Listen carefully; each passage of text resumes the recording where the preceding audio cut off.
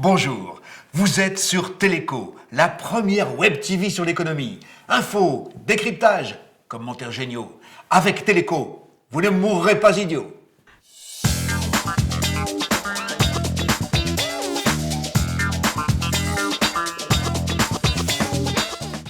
Le Conseil régional d'Aquitaine vient de constituer une enveloppe de 500 000 € pour lancer un marché du carbone volontaire. C'est le premier marché de ce type en Europe. Et, bien évidemment, qui s'est intéressé à cette initiative? Téléco News, bien sûr. Si Téléco News n'existait pas... Coucou, voisin. Je peux récupérer mon linge? La machine vient de s'arrêter. Mais bien sûr, Valérie, je vous en prie.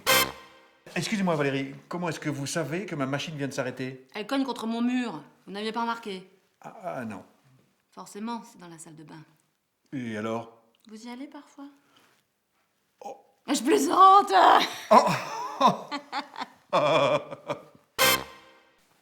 Savez-vous que la forêt constitue un véritable piège à carbone, à tel point que l'on estime qu'à 1 m3 de bois correspond 1 tonne de carbone stocké sous forme de CO2.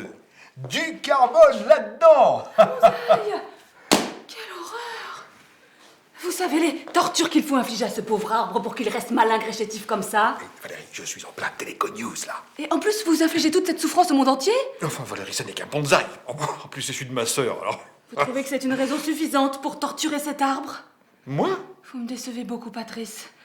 Beaucoup. Vous pleurez. C'est le bonsaï. Vous êtes allergique? Non, je supporte pas. Je supporte pas de voir les arbres souffrir. Comme Idéfix. C'est ça. Oh. Le CO2 de l'atmosphère se fixe dans les arbres. Comment, me direz-vous? Par ses petites feuilles.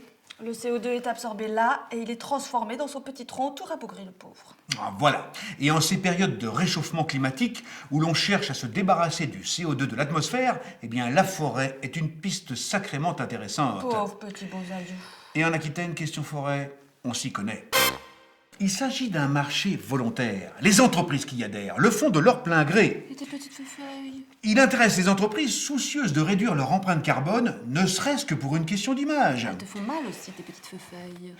Cerise sur le gâteau, ce mécanisme permet de financer la plantation de 200 000 hectares de forêt détruits après le passage de l'ouragan Klaus. Génial, non? Qu'est-ce que vous faites? Je vais lui rendre sa liberté. Valérie, lâchez ce bonsaï, il est à ma sœur. Je vais le replanter en pleine nature, dans les Landes. Vous êtes complètement folle!